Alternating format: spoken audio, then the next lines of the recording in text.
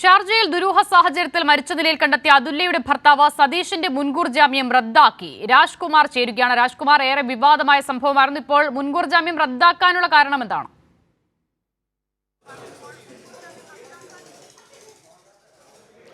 അതെ, ഇത് കഴിഞ്ഞ ജൂലൈ 19-നായിരുന്നു അതുല്യയെ ഷാർജയിലെ ഫ്ളാറ്റിൽ മരിച്ച നിലയിൽ കണ്ടെത്തിയത്. ഇത് പിന്നീട് ഈ ബന്ധുക്കൾ തന്നെ ഇതിൽ കൊലപാതകമാണ്, മരണത്തിൽ ദുരൂഹതയുണ്ടെന്ന് ആരോപിച്ച് രംഗത്ത് വന്നിരുന്നു. പിന്നെ ഷാർജയിൽ നിന്ന് മൃതദേഹം നാട്ടിലെത്തിച്ച് സംസ്കരിച്ചു.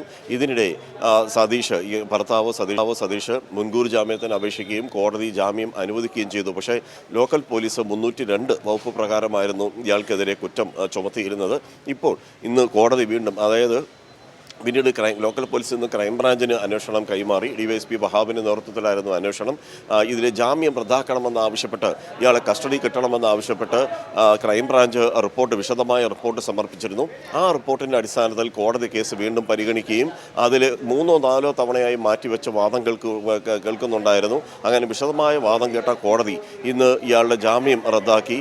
അതിൻ്റെ അടിസ്ഥാനത്തിലാണ് ഇന്ന് അഭിഭാഷകരുമൊത്ത് ബന്ധുക്കളുമൊത്ത് സതീഷ് ഇപ്പോൾ DYSP ഓഫീസിൽ ഹാജരായിരിക്കുന്നത്. ഇനി ഇതിപ്പോൾ കീഴടങ്ങലാണ്, സറണ്ടർ ആയിരിക്കുകയാണ്. ഇതിപ്പോൾ ഇനി അറസ്റ്റ് രേഖപ്പെടുത്തി ഇവരിന്ന് കോടതിയിലേക്ക് റിമാൻഡ് ചെയ്യാനാണ് സാധ്യത. ഇനി നാളെയും അടുത്ത ദിവസങ്ങളിൽ പൊതുവകുപ്പ് ബന്ധപ്പെട്ട അവധി ഉള്ളതിനാൽ അതുകൊണ്ട് കോടതി തുറന്നതിന് ശേഷമായിരിക്കും പെറ്റീഷൻ ഇട്ട് ഇയാളെ കസ്റ്റഡിയിൽ വാങ്ങുക. അശിത.